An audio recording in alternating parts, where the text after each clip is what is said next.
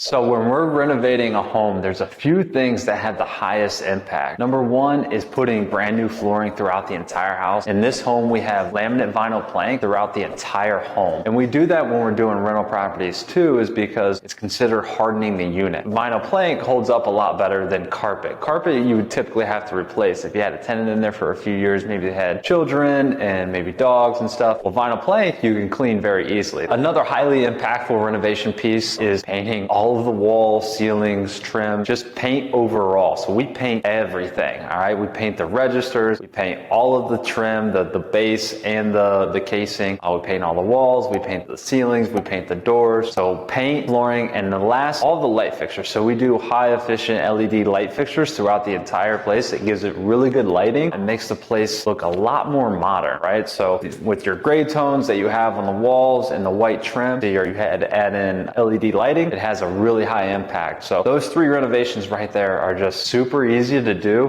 pretty cost effective, and then they have the highest impact on the actual property itself.